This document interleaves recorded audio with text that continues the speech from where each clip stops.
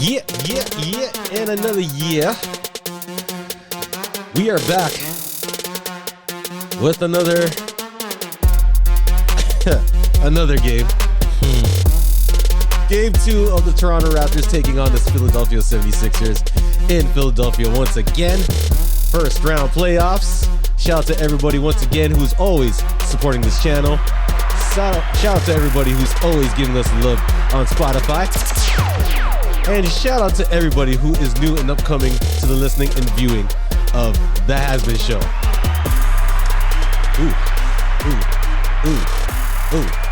Ooh.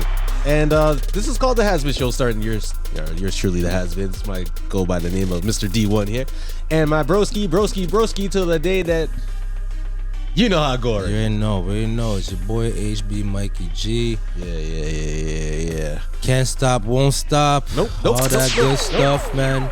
Shout out to Hayes. Yeah. This year, Yeah, man. Well, one game at a time. Yeah, man. Just shout to everybody, man. It's all about the love and transparency and the unity. Without you, without we, there's no all of them and all of us. So what we do here is the Raptors Wrap, and we recap the Raptors' last games in the last 7 days. And obviously, it's playoff mode now. So they're in game 2, 2 days later from the shellacking they took the other night, Saturday, 131 to 111. And they took another round on Monday, game 2. And unfortunately, the Raptors took another loss. 111 to 97. Yup. So if you are lacking the arithmetic and the mathematics, game 1 they lost by 20, and this game they lost by 15. And it definitely showed early that the Raptors were lacking Scotty Barnes. Yup. Scotty Barnes. And I really felt for Gary Trent Jr. We all know he's not really in the greatest physical shape right now. He's overcoming a little bug, non-COVID related, obviously. And it really showed that how do we end up continuing from where we left off in this losing? And what I mean by that is there are so many guards on this team. So many 6'1" to 6'8" foot guards on this team. And we always get stuck in this quicksand, if you want to call it.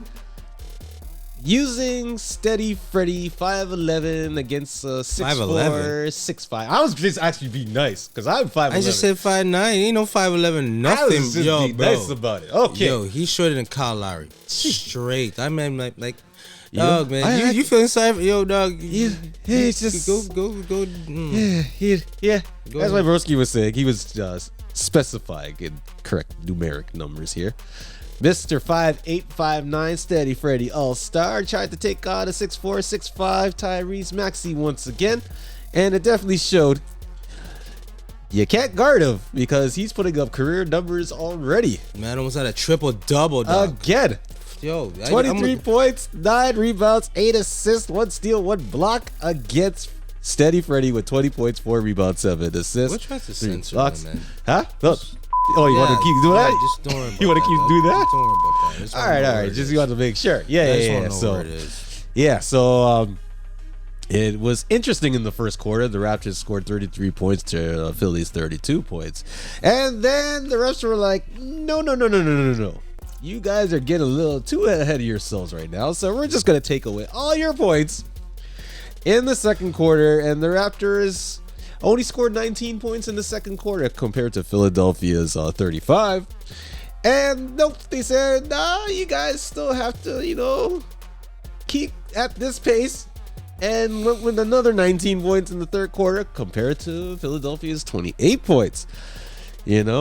But then we're like, okay, the wound is already open. We're not going to stitch it. We're just going to give you the slow bleed and kind of, soak it up with a paper towel because you don't have a Band-Aid. We'll give you your 26 points. And compared to Philadelphia's 17 points, which was a grand total of 112 to 97 in favor of the Philadelphia 76ers. Now, I know a lot of people are thinking, why the Toronto Raptors are struggling when Joel Embiid, the scoring champion for 2022 season of this year, MVP candidate, but he was not the player of the game. Once again. So, shout out to the real players of the game, the 6 men, the referees. Yes. You can say what you want. Say what you want, but go ahead. But I am glad you mentioned that as well. No. I'm going to say let me talk about anyhow, we're talking about the non-MVP of this team. Not even James Harden. We know James Harden is going to do his dribble, 1-2 cha-cha-cha, jump up and flare his hands and try and get a call. But he is not the player of the game. He is not the player of the series so far. The player of the series is the guard, the point guard, Tyrese Maxey. And we're not taking Malachi Flynn. We're not taking Delano Banton.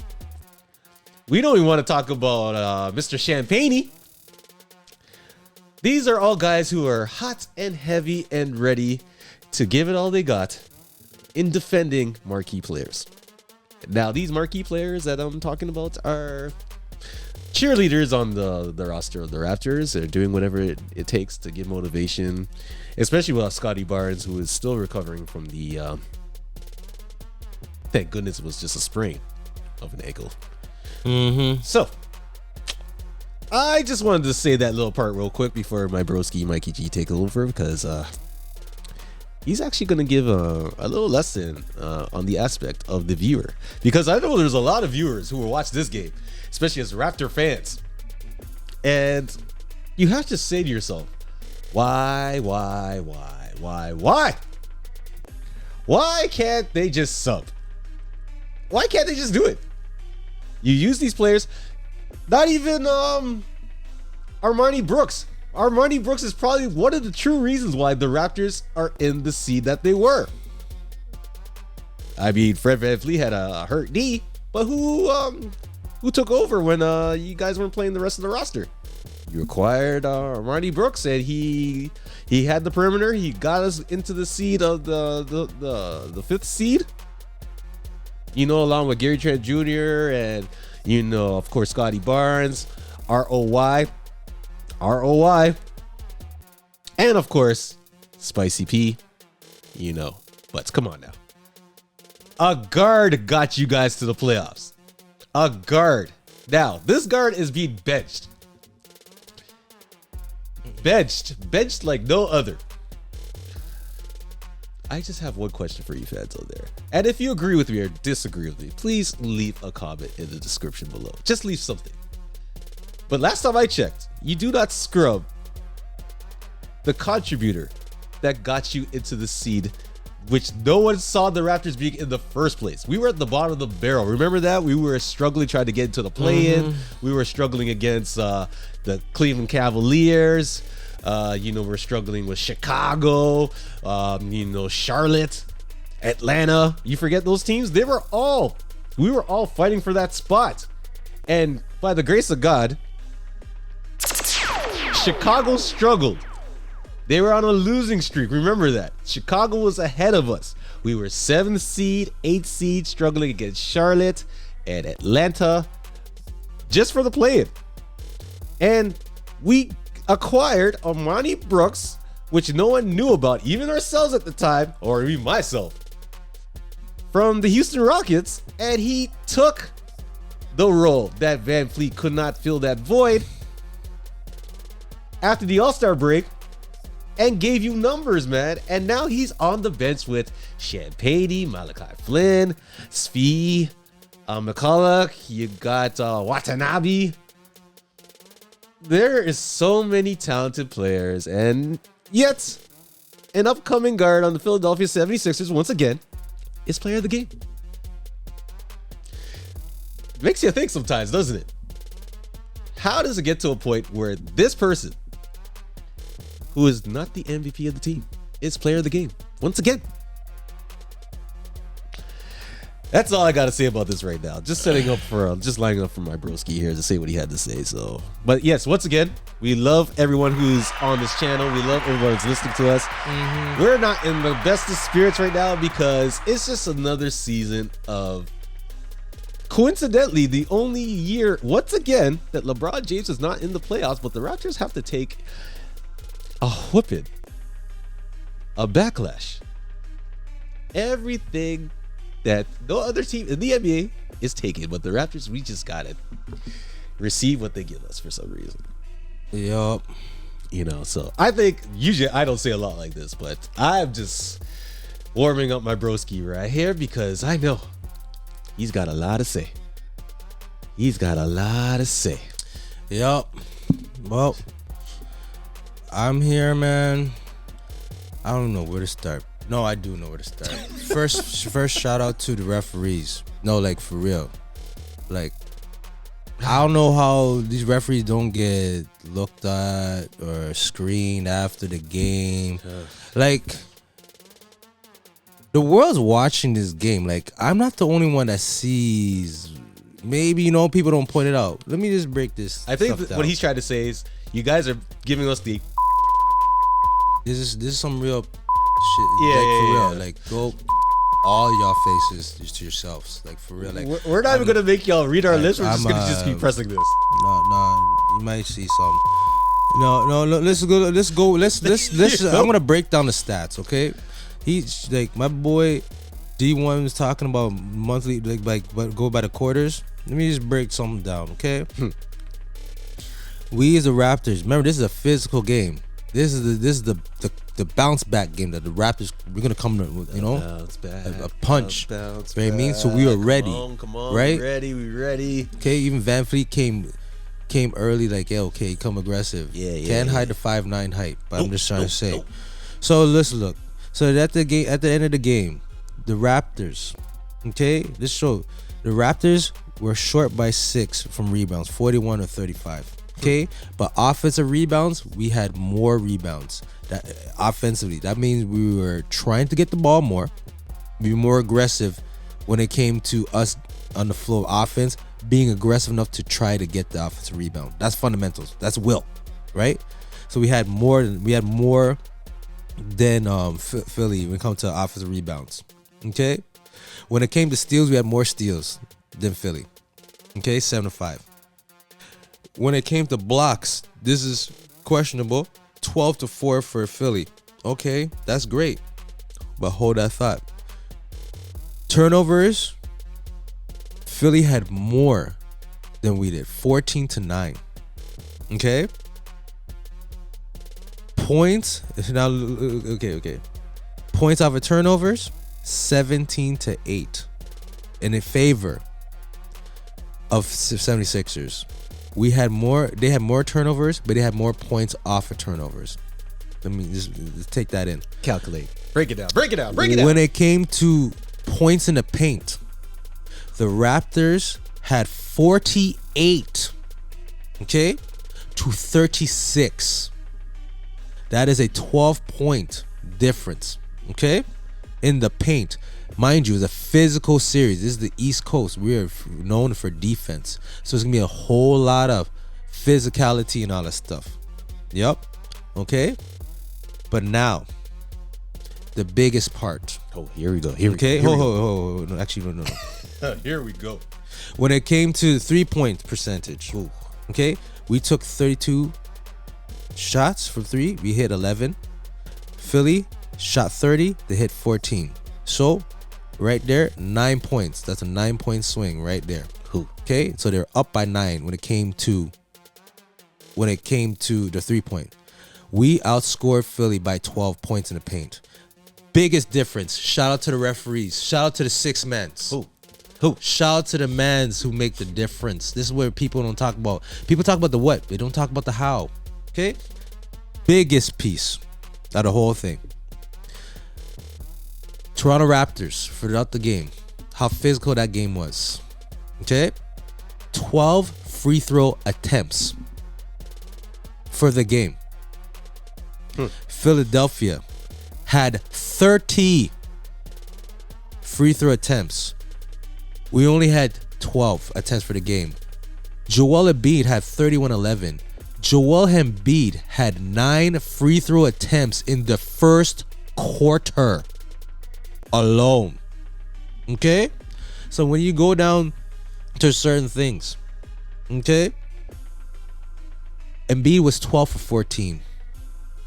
That means, and listen to how we had the most points in the paint. That means we were clogging the paint, forcing the issue in the paint is very physical. Where are the blood clot fouls? Serious. That was very difficult to watch. Very difficult to watch. Because people talk about the what, they don't talk about the how. I'm tired of the how. We're talking about this now. You understand? This is trippiness. I don't even know what this is. As a has-been, this is I don't know what we call this refreshing, but this is very tough to watch. I don't know how the referees are not being investigated. I don't know how the referees are not being screened. I do not know how the referees are not being questioned. You question official, you get fined. If you watch, I don't know, you watch something that looks very off. Okay, and I know referees, I know the game. If you go by runs, you go by momentum. Referees know how to control momentum when they want to. Okay? Yeah. All right? Because remember, we were in foul trouble last time. And look, Boucher had 3 fouls in the first quarter. He's known, just like Maxey, to play well against the opposition, against Philly, just like Maxey against the Raptors. Boucher was in foul trouble from the beginning. Referees from game 1, let's get him out. He got to go.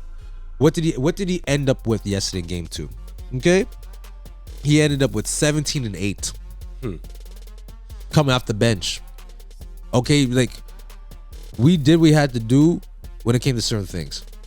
That's my first part. Second part, I don't know, man. Nick Nurse. This Van Fleet situation, I don't know, man. Yet, the best player in game 2 was OG Anunoby by far. Our best player. By far. The man was 10 for 14 with 26 points. He only took 14 shots. Van Fleet, 5'9", can't hide your height type of person. Okay? You have the ball most of the time. Van Fleet took 23 shots. Jeez. Okay? 23. And he only hit, I think 7. 7 for 23, man. 7 for 23. And you are the point guard. Why are you taking the most shots? You already waste most of the offense already. Okay? Now you're taking the shots at... Yo, dog, I don't know what's going on over here. Okay? But this ain't not make it at all. Because this is straight embarrassing now, man. Like, Van Fleet, clearly you could tell you took a person from Maxey because you let this young boy score almost a 40 piece. And you know, it's not even your fault. You can't hide the height. But the fact of the matter is that you can't hide modesty too, eh? Pride is a terrible, terrible thing. And it's a sin. Big time. If you're telling me that you're going to look yourself in the mirror saying you're well enough to cover this guy, you're well enough to take this guy from the tip off to the buzzard, you're lying to yourself because everybody sees it. This man scored 38 points the first game, and now this man almost got a triple double. Like, this is ridiculous, bro. And you say you're the leader of the team. You know what? I think what they need to do on this organization and treat it like it's a hockey game. You know, like you're always switching your line like every minute and a half to 2 minutes because of the exhaustion of the energy and the effort you're putting onto the ice. You have to switch constantly. I truly think this is what they need to do at the point guard position. They need to keep switching every like 2 or 3 possessions. If there's an out of bounds, there's a call, you know, you just gotta just switch it up because clearly Van Fleet can't keep up. He's just too tired. Hold on. I'm coming back soon. Show it for camera on you right now. Oh, you want the camera on me? Yeah. You think I camera shy here? I mean, I ain't camera shy. But as I was saying, the Raptors right now, they just need to do their best in utilizing, their point guard positions. You still have Armani Brooks, who didn't play the game. You have Svi Mikhailuk that didn't play. You have Scotty Barnes, obviously he's still hurt. Delano Banton, you have Thaddeus Young. Thaddeus Young, he tried to do his thing, he sprained his thumb. But you have at least 5 guards. 5 guards in that rotation that can give the guys some problems, And now you got to deal with another visiting game in Philadelphia in the atmosphere of the playoffs. And just knowing that it's going to be another whooping. And this is exactly what happened. It just got to a point of no return where the Raptors, once again, had to take this opportunity and to take it right to the chin. And that's not even talking about Embiid. Embiid is a theatrical circus act, and he's gonna do all the come on, this and that. There, all the way up, man. Go there. He's gonna do his best to get the momentum of the crowd, to foreshadow and to mask what's going on in the court. And as my brother. Bro, when I see, I'm exaggerating. I'm going to say this, I'm exaggerating, but when I see the end of the game, when I see the referees shake, giving the 76ers their handshakes, like it's LeBron James with the Lakers or the bench, they have all the handshakes, like, it's baseball and everybody have their handshakes. When you see the referees with the Sixers doing that, job well done at the end of the day, it makes you think, you know what I mean? What the hell's going on? This is ridiculous. Ain't no playoff. It's called chaos, bro. Straight. Like, I ain't trying to think, but what else could it be? I don't get it, bro. NBA playoffs? I don't know, man. I don't know, but if it looks like a duck, quacks like a duck, sounds like a duck, flies like a duck, don't say it's no swan. You feel what I'm saying? Ain't no swan, bro. It's a duck. You know what I mean? And you're messing with people's... people bet in these games, eh? People putting money in these games. Like, you look at the odds, and people, like... These are genuine odds. You know what I mean? These are honest, transparent numbers. You as a person that wants to put money and bet in these games, that's why I'm passionate about this. Because now you're taking people's money on top of this. You know what I mean? You're not just screwing the Raptors. You're screwing people who want to invest in the game. So if you ain't seeing a fair shot, you know what I mean? It's like watching a boxing match and the man's in the corner. He could defend himself, and then the referee said it's over. He throws in a towel. It's a TKO. The man says, "What's wrong with you? I'm good." But the what's over now? It's over. The fight is done. People are gonna forget about the how that happened, right? I'm done with this, man. I'm done with the politicking. Y'all tricks, straight up, straight all y'all. Straight, man. I'm business. Am I sorry? Yeah, I'm sorry, because as a has-been, you work hard. You have family. You have bills to pay. You got to deal with BS, with a lot of stuff out there in the ramifications and the aura of being a has-been. You know what I mean? Being a has-been is nothing perfect, nothing sweet. So the last thing you want to do is relax yourself.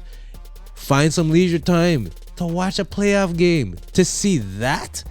and then on top of that, what's even worse, like, Van Fleet took 23 shots. You like, come on, man. Like, you took that personal, you still lost. You still took that L, you took it personal. So hopefully, you don't act like this in game 3. I hope you play better in game 3.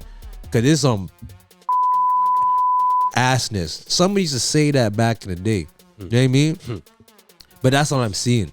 You know what I mean? For quarterback, for a leader, you took that personal. You chose yourself over the team. That's how I look at it straight up. You did. You know what I mean? Because if you know you're struggling to shoot the ball, hey, maybe just take 23 to make a point. I don't care if you score 20. You score 20 points. It meant nothing. Where's Delano Banton? Okay, Crick hits the blood straight. Where's Yuta Watanabe in game 2? The man's Maxi scored nothing on Watanabe in game 1 with the last 2 minutes. let's get Watanabe 0 seconds. Okay, that makes sense, right? I don't get. And Harden played garbage on top of that. He played garbage. So we lost by the free throw line. We lost. We got out coached. We got out coached again to this Doc Rivers guy, and there's nothing to talk about. You know what I mean? So we're letting the referees just suck the life out of us. And on top, we're not coaching well too. Their strategy is a joke. Why are we adjusting to their initiative moves? We need to make our own adjustments so they can adjust to us. I don't get it. And we don't have no big man, so we are a positionless playing team. Okay, average height 6'7", 6'9", majority. VanVleet, obviously, he's like 4'7" compared to the rest of the players on the team. He's the shortest guy on the team. Why are you taking the most shots? You know what I mean? Why are you holding balls the most when it comes to 24 seconds? It makes no sense. And then when you use a man like Banton or Watanabe or even Svi, bro. Even Svi, what happened to that guy? Like nothing. Like you're not even utilizing any of the players to counteract this Maxey guy. Like this is one of the worst scouting I've ever seen from the Raptors coaching organization. Straight. I don't know how we got another black guy from the same guy again. Makes no sense. And when you look statistically in the game, we played better. But shout out to the refs. Shout out to the refs. You do your job very well. One thing you do well, you guys know how to do your job. You know how to change the pace of the game. I tell you that, man. So kudos. You did it. Yo, kudos, man. Yo, shout out to you. Round of applause. You should be proud of yourselves. You were very involved in this game. You deserve part of this victory. You understand?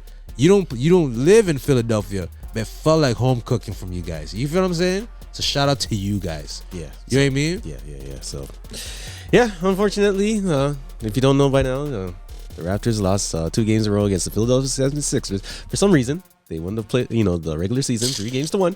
That's what usually, real talk, that's what usually happens. Like Milwaukee usually beat the Raptors the last few years in the regular season, and you already know what happened in the playoffs. Yeah. That just happens. It just happens. You know what I mean? That just happens. So I expected a punch. Like I said with Hayes and with D1, people we talked about last week before the playoffs, I was like, yo, we got this. We have, all we have to do is cancel Maxey. I'm saying this. Am I getting paid to be a scout for the Raptors? That's what I'm saying. I'm a podcaster.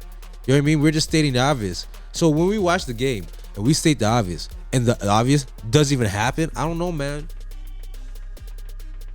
I don't know. You're surprised that we lost by 15? Bro, like, I don't know, man. We don't have to talk stats. I just have to talk about OG. It's Siakam. I don't know what the. You know what I mean? Like Siakam. Like, I don't know what happened there. You know what I mean? Yo, what happened to the 36? What happened to the triple double Siakam on NBA? Yo, that just happened last week, dog. That happened like 2 weeks ago. You still didn't even get the next pay stub yet from your workplace, Siakam. You get paid every 2 weeks. The pay stub didn't come yet. That's how you played these guys within the last 14 days. You just mangled him. You just manhandled him. Where's the same guy? Yo, bro. Yeah, so this ain't looking good. Yeah. This is not looking good. Yeah. You guys, I remember talking about Raptors and so-and-so. Bro, look like Sixers and so-and-so, bro. Stop being delusional out there. All these people talking about that stuff. Yo, see what the writing's on the wall. The writing on the wall says, go yourself. That's it to the Raptors. That's what it says. That's what the writing on the wall says. Yeah. You can feel if you're blind on Braille. That's what it says. Yeah, so. Okay? Yeah, so. They're saying. Toronto Raptors took another L, 112-97 in Philadelphia, of course, for their second straight loss. They're looking for hopefully providing some home cooking back at the Scotiabank Arena for Game 3. Shout out to everybody listening to us and viewing us on YouTube and on Spotify. Listening these are tough losses, bro. Tough times, but we're just trying to make the most of what we see. So, this is the point where we just, we say what you have to say. So, I'm done, man. I'm done. Like, so, shout out to everybody. Hold up. Shout out to everybody. Stay positive, man. One game at a time. Hope we get a win. Game 3, I hope. We'll see what happens, right? Yep, and we out. Yep.